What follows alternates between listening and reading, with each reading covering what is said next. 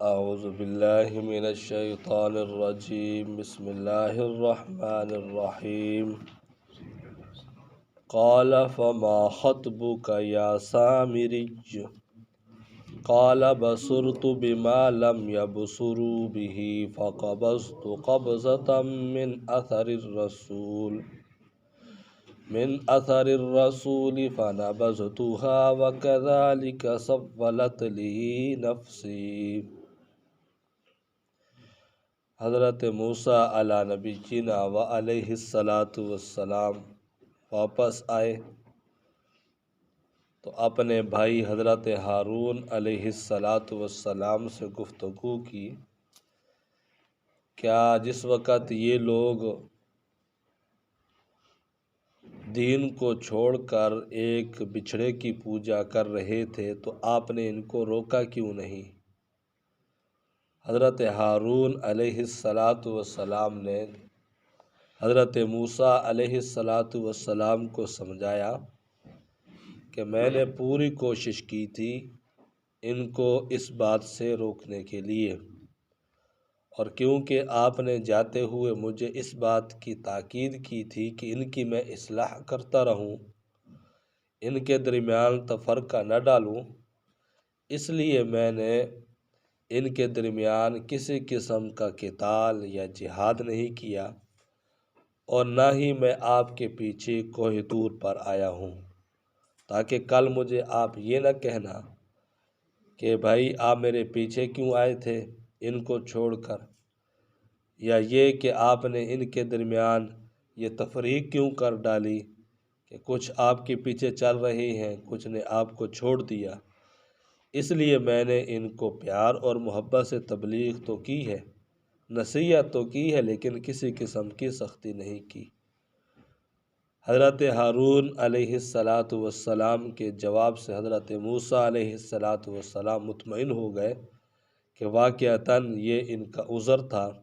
کیونکہ میں خود ان کو اس بات کی تاکید کر گیا تھا کہ آپ نے انہی میں رہنا ہے۔ اس کے بعد حضرت موسیٰ علی نبینا علیہ السلام جو سامری تھا اس کی طرف متوجہ ہوئے اور اس سے پوچھا کہ تیرا کیا مسئلہ تھا کہ آپ نے ان لوگوں کے لیے ایک بچھڑا تیار کیا، سونا چاندی زیورات سے مزین کیا ہوا، پھر وہ بچھڑے کی طرح آواز بھی نکالتا ہے؟ تو اس نے جواب دیا کہ کچھ چیز میں نے ایسی دیکھی تھی کہ جو ان لوگوں نے نہیں دیکھی، اور وہ چیز کیا تھی کہ جو فرشتہ حضرت جبرائیل علیہ السلام آئے تھے اور جس گھوڑے کے اوپر وہ سوار تھے، اس کے سموں کی جو مٹی تھی اس سے میں نے دیکھا کہ جہاں پر وہ پاؤں رکھتا ہے وہاں سے سبزہ اگتا ہے، تو میں سمجھ گیا تھا کہ یہ کوئی بہت بابرکت گھوڑا ہے کہ جو جہاں پر سم لگاتا ہے وہیں پر سے مٹی سے سبزہ اگنا شروع ہو جاتا ہے، تو وہاں سے میں نے تھوڑی سی مٹی لے لی تھی۔ تو اب جب کہ میں نے بچھڑا بنایا تو اس بچھڑے کے اندر میں نے وہ مٹی ڈالی، تو اس کی وجہ سے اس کے اندر سے یہ آوازیں آنا شروع ہو گئی، تو اس نے بھی ایک سونا اور چاندی زیورات اس کو اور اس کے اندر مٹی کو ملا دیا،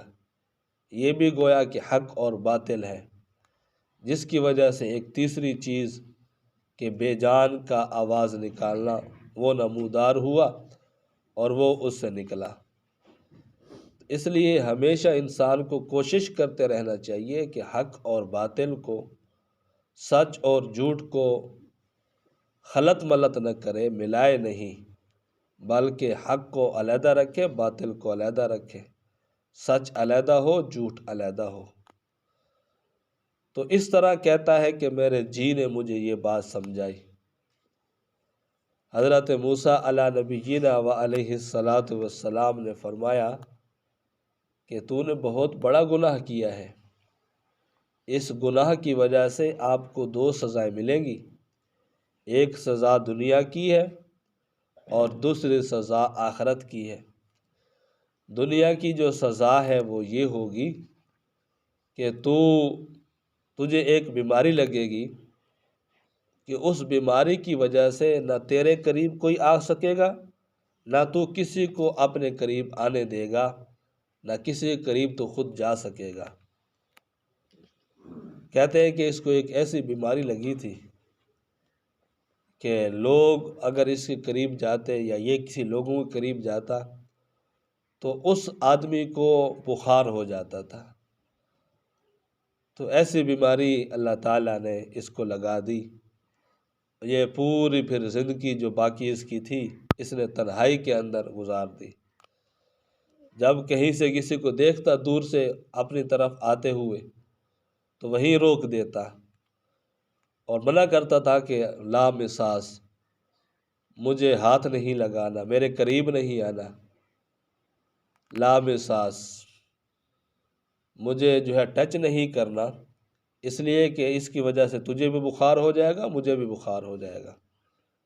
اور یہ ایسی عجیب سزا تھی جو اللہ تعالیٰ نے اس سامری کو دنیا کے اندر دی، اور فرمایا کہ آخرت کی جو سزا ہے اور آخرت کا جو بدعلا ہوگا وہ اور ہے جس کا اللہ نے وعدہ کیا، اور اللہ تبارک و تعالیٰ کے وعدہ کے خلاف نہیں فرماتے۔ اور باقی رہ گیا یہ جو آپ نے بت بنایا تھا، بچھڑا بنایا تھا،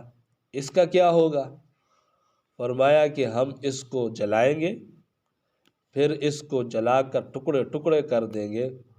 اور اتنے اس کے ریزے ہوں گے کہ اس کو ہم سمندر کے اندر پھینک دیں گے اور اڑا دیں گے، تاکہ لوگوں کو پتہ چل جائے کہ یہ الہ نہیں ہے، یہ معبود نہیں ہے، کیونکہ یہ تو خود اپنی مدد نہیں کر سکتا، تو تمہاری مدد کہاں کرے گا؟ یہ خود اپنی حفاظت نہیں کر سکتا تو کسی اور کی حفاظت کہاں سے کرے گا؟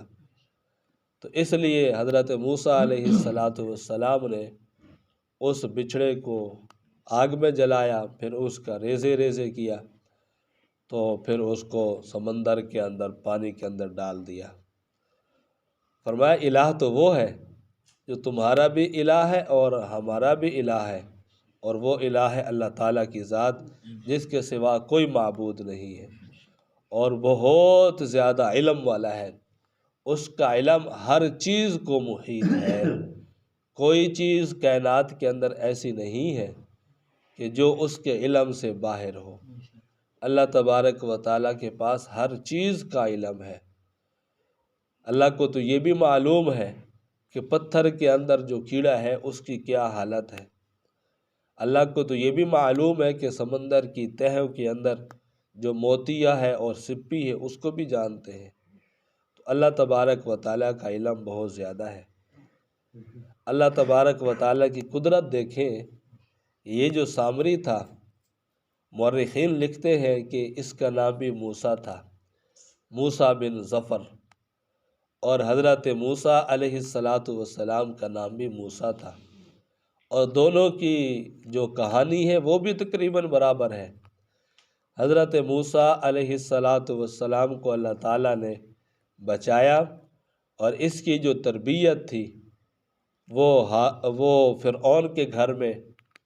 ہوئی، اور وہیں پر یہ پلا پڑا بڑا ہوا۔ اور یہ جو موسیٰ بن ظفر تھا سامری، فرمایا کہ اس کی تربیت حضرت جبرائیل نے کی تھی۔ اس کا واقعہ بھی یہی تھا کہ اس کی ماں نے اس کو قتل ہونے سے بچانے کے لیے جنگل کے اندر جا کر ایک غار میں پھینک دیا تھا، تو وہاں پر کوئی آنے جانے والا نہیں تھا۔ تو اللہ تبارک و تعالیٰ نے غیب سے مدد کی، اور حضرت جبرائیل علیہ السلام نے ان کی تربیت کی، ان کو بٹھانا، نہلانا، پہنانا، پورا اس کا خیال کرنا حضرت جبرائیل کے یہ ذمہ تھا۔ اس لیے اولیاء اللہ فرماتے ہیں کہ موسیٰ الذی ربہ فرعون مرسل و موسیٰ الذی جبرائیل باطل و کافر، کہ جس موسیٰ کی تربیت فرعون نے کی، اللہ تعالیٰ نے اس کو پیغمبر بنا دیا، اور جس موسیٰ کی تربیت حضرت جبرائیل علیہ السلام نے فرمائی وہ باطل ہوا، وہ کافر ہوا۔ تو یہ اللہ تبارک و تعالیٰ کی ایک قدرت ہے، یولج اللیل فی النہار ویولج النہار فی اللیل ویخرج الحی من المیت ویخرج المیت من الحی، کہ دن سے رات کو نکالتا ہے، رات سے دن کو نکالتا ہے، رات اندھیرے سے روشنی کو نکالتا ہے اور روشنی سے اندھیرے کو نکالتا ہے، مردہ سے زندہ کو پیدا کرتا ہے اور زندہ سے مردہ کو پیدا کرتا ہے۔ یہ اللہ تبارک و تعالیٰ کی قدرت اور کارخانہ ہے اور اللہ تبارک و تعالیٰ کی طاقت ہے۔ تو اللہ تبارک و تعالیٰ یہ ساری چیزیں دکھاتے ہیں، اے انسان میں تو جو چاہتا ہوں کرتا ہوں۔ یہ دیکھو اللہ تبارک و تعالیٰ نے چاہا تو اللہ تبارک و تعالیٰ نے فرعون کے گھر تربیت پانے والے کو نبی بنا دیا، اور اللہ تبارک و تعالیٰ نے چاہا تو جبرائیل علیہ السلام کی جس کی تربیت کر رہے تھے وہ کافر ہوا اور وہ منافق ہوا۔ اللہ تبارک و تعالیٰ ہم سب کو بھی اپنے ذات کی قدر کی پہچان نصیب فرمائے اور اپنے ذات کا تعارف ہم سب کو نصیب فرمائے۔ وآخر دعوانا ان الحمد للہ رب العالمین۔